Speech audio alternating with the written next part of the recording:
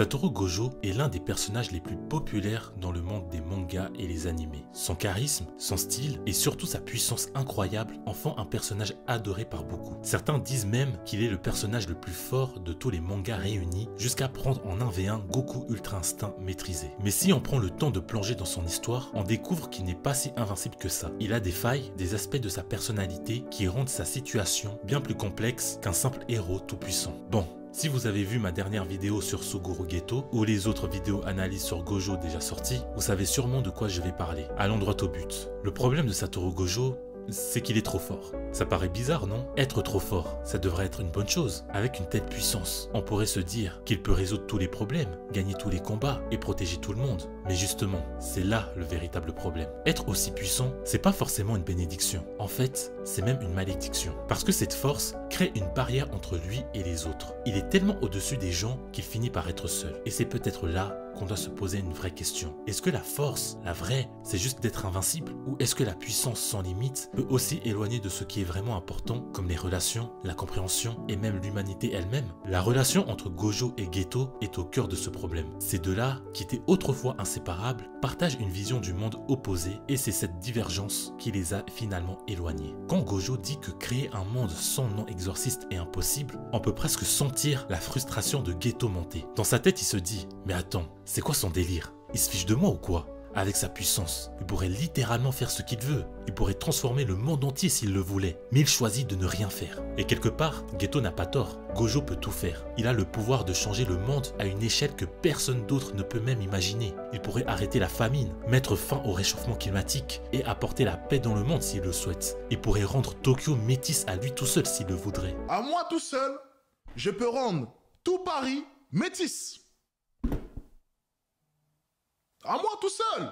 Mais le problème, c'est qu'il ne semble pas conscient de sa propre puissance, ou peut-être qu'il le sait, mais qu'il choisit de l'ignorer. C'est là que l'arrogance de Gojo entre en jeu, mais d'une manière assez particulière. Il est tellement sûr de lui, tellement habitué à être au sommet, qu'il finit par adopter une attitude paradoxale, une arrogance dans l'humilité. Il minimise son rôle, agit comme si ses actions n'étaient qu'une goutte dans l'océan, alors qu'il pourrait littéralement être l'océan. Son manque d'initiative ou d'ambition pour changer le monde n'est pas seulement un choix, c'est presque une forme de déni. Pour Geto, qui cherche désespérément à résoudre les injustices qu'il voit autour de lui, cette attitude de Gojo est insupportable. Il le perçoit comme une sorte d'hypocrisie. Comment quelqu'un avec autant de pouvoir peut-il se permettre de dire que c'est impossible? Cette incompréhension creuse un fossé immense entre eux. Là où Geto voit une mission sacrée, Gojo voit une charge inutile ou une utopie irréalisable. Et c'est justement cette différence de perspective qui fait que ces deux amis d'hier deviennent les ennemis d'aujourd'hui. Le drame de Gojo, c'est qu'il est enfermé dans sa propre puissance. Il est tellement fort qu'il est détaché du monde, presque comme un dieu qui ne voit plus l'importance de chaque individu ou de chaque problème.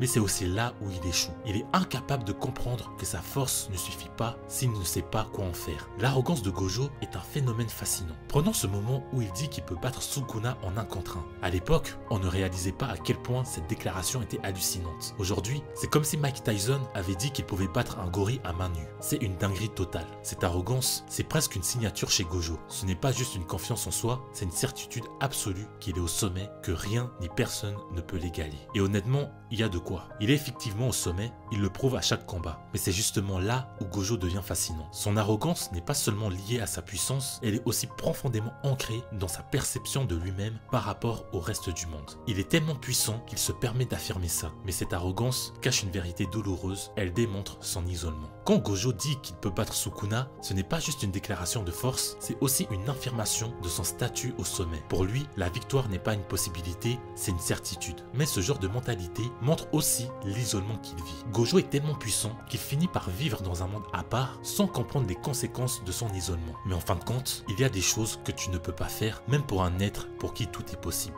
Gojo est tellement puissant, mais certains défis dépassent même sa force brute. Que ce soit ses choix moraux, la souffrance des autres ou même la réalité de ses relations humaines, il y a des choses qui restent hors de portée même pour lui. C'est ça la tragédie de Gojo. Son arrogance est à la fois sa plus grande force et sa plus grande faiblesse. Elle fait de lui un personnage invincible en apparence, mais terriblement vulnérable au fond. Cette arrogance nous amène à une question importante. Comment quelqu'un comme Gojo, qui est capable de tout, peut-il dire que quelque chose est impossible? Peut-être que la réponse se trouve dans une vérité plus simple. Malgré tout son pouvoir, Gojo reste un humain avec des caractéristiques humaines. Même s'il a réussi des des exploits invraisemblables, comme éliminer 1000 fléaux en seulement 299 secondes, il est limité par des contraintes fondamentales comme la fatigue, des émotions et surtout de la morale. C'est peut-être là la clé du pourquoi. Ce n'est pas son pouvoir qui limite Gojo, c'est sa morale. Cette boussole intérieure qui lui dicte ce qui peut ou ne peut pas être fait. Gojo est fort. Peut-être même trop fort. Mais cette force n'élimine pas le dilemme éthique qu'il porte en lui. Il ne peut pas simplement raser tout ce qu'il considère mauvais ou imposer sa vision du monde, car une partie de lui refuse de franchir certaines limites. Il veut protéger, pas détruire. Il veut sauver, pas dominer. C'est pour ça qu'il dit que certaines choses sont impossibles, non parce qu'il ne peut pas les accomplir physiquement, mais parce que son cœur, sa morale le retiennent.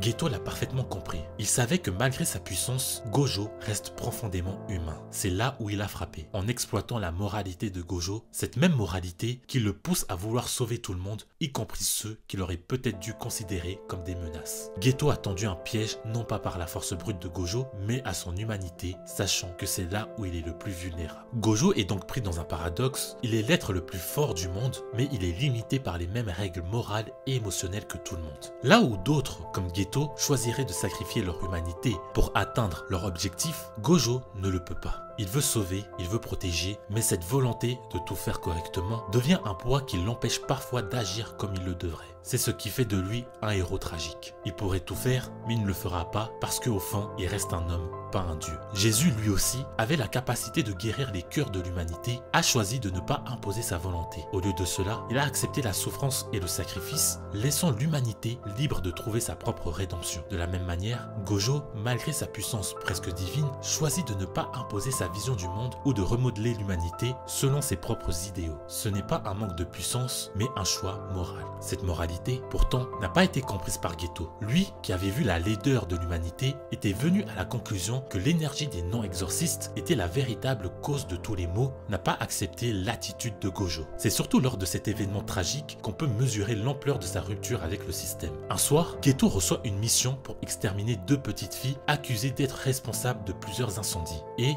il faut se rappeler que, dans cet univers, être exorciste, c'est un travail. Donc, ils sont payés pour tout ça. On l'a appelé tard la nuit pour lui demander de faire des heures supplémentaires et de tuer 2 innocentes sans prendre en compte la réalité derrière les incendies. Les véritables responsables étaient en réalité des non-exorcistes eux-mêmes, des êtres humains sans caractéristiques humaines, les habitants du village qui vivaient dans des conditions misérables. Mais le système ne leur accordait aucune attention. Cette mission a été un catalyseur pour Geto, un moment où il commençait à perdre patience. L'image de la bougie qui s'éteint symbolise parfaitement ce passage. Elle représente la patience de Geto qui, petit à petit, se consumait sous la pression d'un monde qu'il jugeait corrompu. Il en avait marre des fléaux, marre des non-exorcistes et surtout, il en avait marre de travailler pour un système corrompu. Lorsqu'il a tué ce village entier, y compris ses propres parents, il a extériorisé une rage accumulée mais aussi un désespoir profond. La bougie s'est éteinte et avec elle, la dernière trace de la patience de Geto. Ce n'était plus l'acte d'un homme, mais d'un être brisé par l'injustice, l'indifférence et la trahison. Après ce massacre, Gojo aurait très bien pu tuer Geto. Il aurait pu se convaincre qu'il était devenu une menace trop grande pour être ignoré. Après tout, son meilleur ami était désormais un criminel aux yeux du monde, un monstre dont les actes étaient impardonnables. Mais Gojo ne l'a pas fait. Non, il ne pouvait pas. Car même si Gojo est quelqu'un de puissant, il a une moralité qui guide ses choix. Il ne pouvait pas tuer Geto, son meilleur ami, celui avec qui il avait partagé des rêves, des espoirs et des souffrances. Alors que Geto lui imposait une logique, si tu as envie de me tuer, fais-le.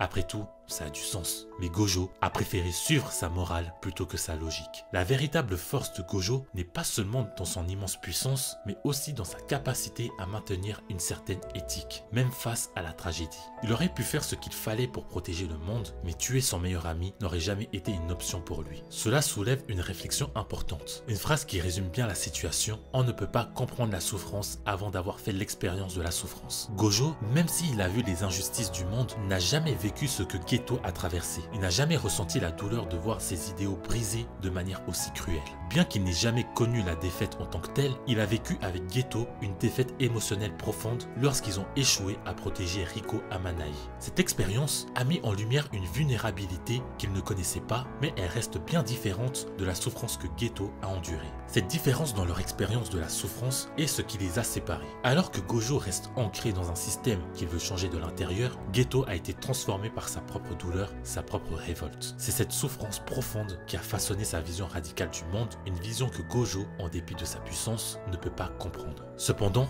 la réalité du système a rattrapé Geto. Bien que Gojo ait choisi de maintenir sa propre moralité, il n'a pas pu empêcher ce qui allait arriver. Geto a été condamné à la peine de mort, un sort réservé à ceux qui osent s'opposer au système. Dans un sens, Gojo et Geto incarnent deux choix opposés face à ce système corrompu. Gojo a décidé de le préserver, de rester dans ce monde et d'essayer de le changer de l'intérieur, tandis que Geto, lui, a cherché à s'en sortir, refusant d'accepter un système qu'il considérait comme irréformable. Geto voulait sortir de ce système corrompu, mais Gojo a choisi d'y rester, pensant qu'il pouvait à sa manière le réformer. Cette rupture a fait d'eux non seulement des ennemis, mais aussi des symboles des deux voies opposées que l'on peut emprunter lorsqu'on fait face à un monde injuste. Cela soulève une question essentielle. Gojo est-il réellement capable de faire face à ses propres valeurs lorsque celles-ci entrent en conflit avec la réalité? Lorsqu'il s'agit de sauver le monde, est-il prêt à sacrifier ce qui est le plus cher? Si son amitié avec Geto est un symbole de sa propre moralité, alors peut-être que la véritable tragédie de Gojo se trouve dans le fait qu'il n'a jamais réellement accepté d'être confronté à la douleur de devoir choisir entre le bien et le mal. Sa force et sa moralité sont indissociables, mais cette dualité fait de lui un héros incomplet. Un héros capable de sauver le monde, mais qui, dans le fond, ne peut jamais se défaire de son humanité. Gojo travaille dans un système où il sait qu'il est corrompu alors qu'il pourrait facilement le détruire. Pourtant, il choisit de ne pas le faire. Pourquoi? Parce qu'il pense que la meilleure façon de changer les choses, c'est de préparer la nouvelle génération. Plutôt que tout écraser, il préfère enseigner à ses élèves pour qu'ils puissent un jour faire une différence. Mais cette décision est un peu contradictoire. Gojo veut changer le monde,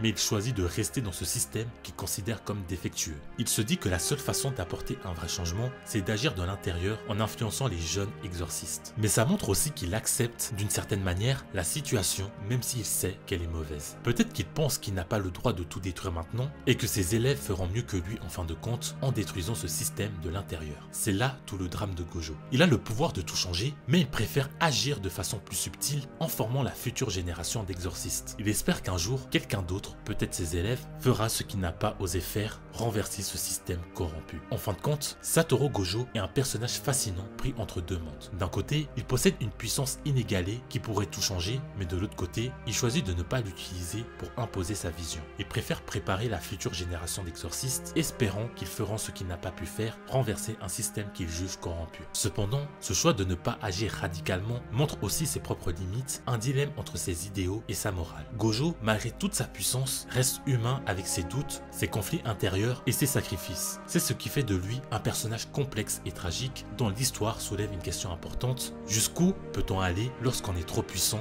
mais prisonnier de sa propre moralité? Gojo, malgré tout ce qu'il a accompli, reste un être humain avec des caractéristiques humaines. Il est peut-être arrogant, mais il peut aussi douter, hésiter et se retrouver freiné par ses propres valeurs. Sa puissance démesurée ne le rend pas infaillible. Il ressent la fatigue, il connaît la solitude et il est attaché à une morale qui guide ses choix. Ce paradoxe d'être un homme avec une puissance quasi divine est ce qui rend Gojo si fascinant. Ce n'est pas un simple surhomme, c'est un être humain coincé entre ce qu'il peut faire et ce qu'il choisit de faire. Et cela nous amène à une autre question. Lorsqu'on possède un talent inné comme Gojo, avons-nous encore besoin de travailler dur ?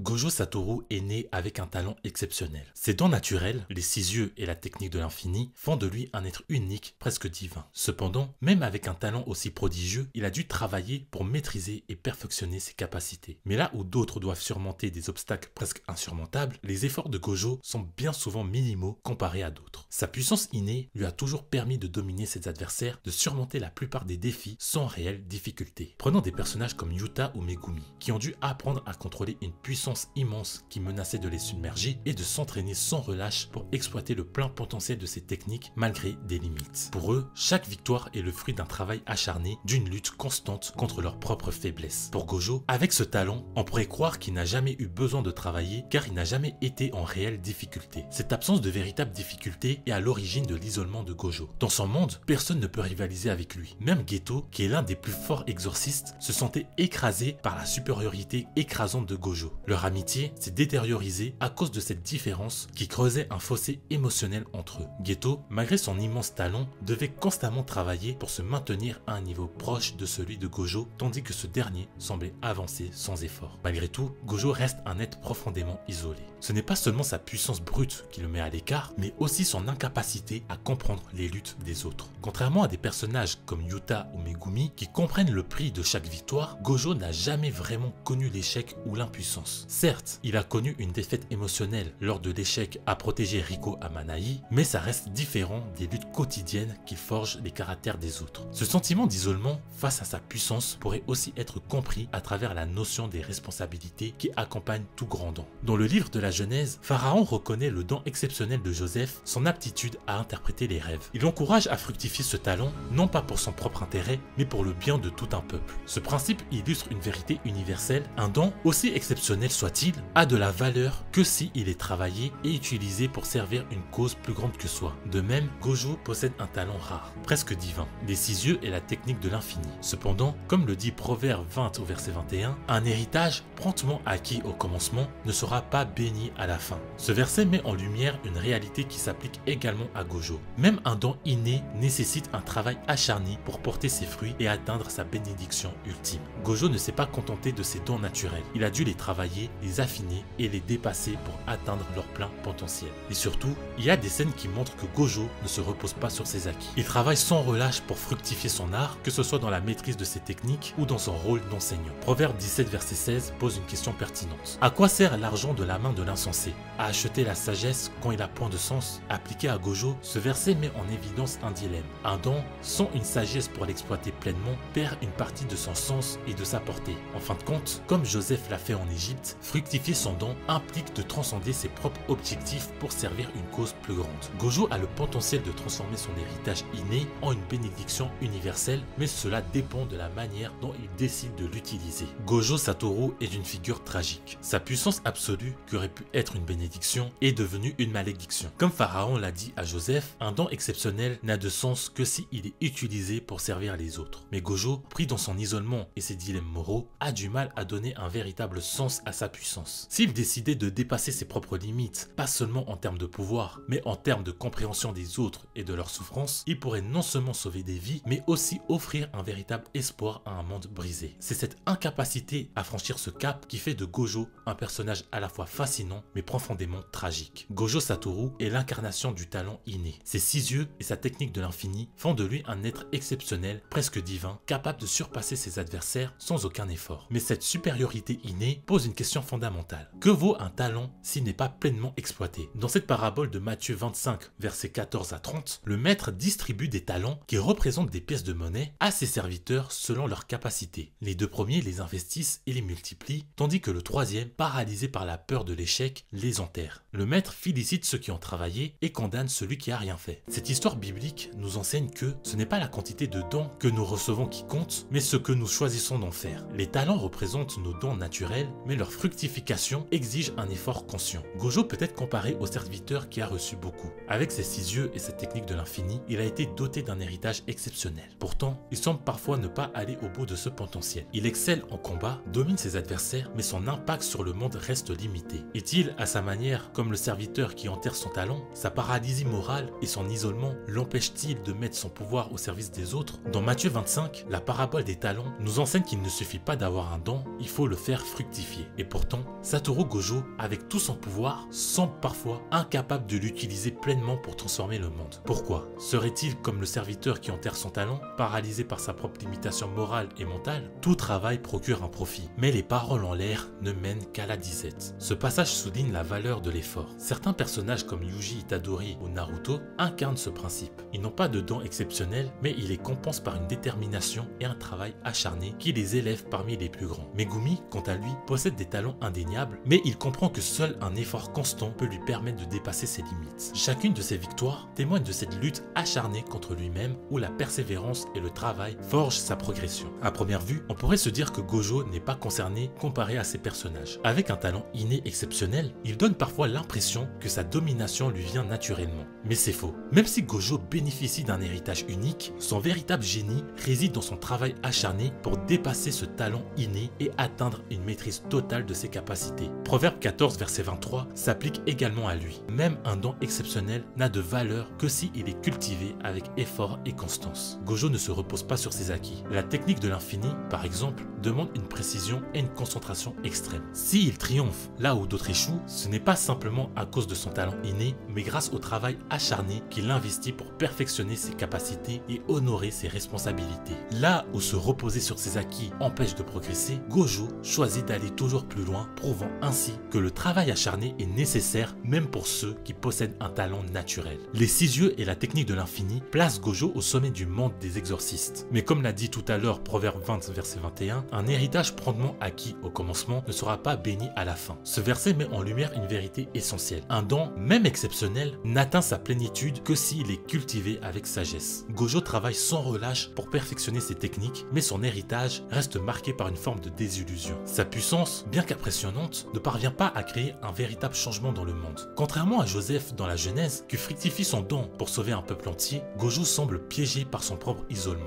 En fin de compte, Gojo Satoru illustre la tension entre talent inné et travail acharné. Ses dons naturels le rendent unique, mais c'est son incapacité à utiliser pleinement ce potentiel pour le bien des autres qui le rend tragique. Il nous invite à poser une question essentielle. Que vaut un talent, aussi grand soit-il, s'il n'est pas utilisé pour une cause plus grande? Suguru Geto, son ancien meilleur ami, lui a un jour posé une question. Est-ce que tu es Satoru Gojo parce que tu es fort, ou tu es fort parce que tu es Satoru Gojo? Cette phrase, plutôt complexe, touche au cœur du dilemme de Gojo. Elle interroge non seulement la source de sa puissance, mais aussi son identité, sa responsabilité et sa relation avec son héritage. Gojo est bien plus qu'un produit de ses dons innés. Il n'est pas défini uniquement par les 6 yeux ou la technique de l'infini. Il n'est pas ses parents, ses grands-parents ou ses ancêtres, malgré la fierté qu'il incarne dans la lignée prestigieuse des Gojo. Sa force transcende son héritage génétique ou les attentes liées à son nom. Ce qui fait de Gojo un être unique, ce n'est pas seulement sa puissance brute, mais sa manière de l'incarner. Malgré son isolement, malgré son arrogance, malgré les dilemmes moraux qui les hantent, Gojo reste avant tout Satoru. Ce nom symbolise l'homme derrière le pouvoir, un être avec ses propres choix, ses propres failles et ses propres inspirations. La question posée par Geto, est-ce que tu es Satoru Gojo parce que tu es fort, ou tu es fort parce que tu es Satoru Gojo, qu'on avait traduit par est-ce que tu es fort parce que tu t'es entraîné dur pour arriver à ce stade, ou bien tu es fort grâce à ta famille et tes pouvoirs innés, trouve une réponse dans la première partie de la phrase. Gojo est Satoru Gojo parce qu'il est fort. Sa puissance ne dépend pas seulement de son héritage, mais aussi de ses propres efforts et choix. Il incarne la puissance de ses ancêtres, mais il y va au-delà de cette lignée. La puissance de Gojo ne dépend pas uniquement de son nom, mais aussi de l'homme qu'il est, de ses choix qu'il a fait et de la manière dont il utilise ses puissances. Gojo n'est pas l'héritier d'un simple don ancestral. Il n'est pas Gojo à cause de ses ancêtres, mais parce qu'il incarne la fusion de sa volonté et de ses dons exceptionnels. Il est le produit de ce qu'il a choisi d'être et non simplement le réceptacle d'une tradition ou d'un héritage. Ainsi, Gojo est la réponse de la première phrase de Geto. Il est Satoru Gojo parce qu'il est fort, et non l'inverse. Mais cette force, même si elle est impressionnante, ne fait pas de lui une figure figée, liée uniquement à son héritage. Il reste avant tout un individu, un homme capable de se réinventer et de questionner sa place dans le monde. La question qui se pose à Satoru n'est pas seulement celle de sa puissance, mais de l'utilisation qu'il fait de cette force et du sens qu'il veut donner dans sa quête personnelle et morale. En fin de compte, Gojo n'est pas seulement le nom qu'il porte, ni la puissance qu'il détient. Il est un homme avec une identité propre, façonné non seulement par ses dons, mais par ses choix, ses inspirations et sa volonté au-delà de ce qui lui a été donné. Gojo reste Satoru, un individu complexe qui doit encore déterminer ce qui signifie être véritablement fort. Merci d'avoir regardé la vidéo, n'hésitez pas à liker et à commenter pour partager vos avis. On se retrouve bientôt pour une nouvelle vidéo.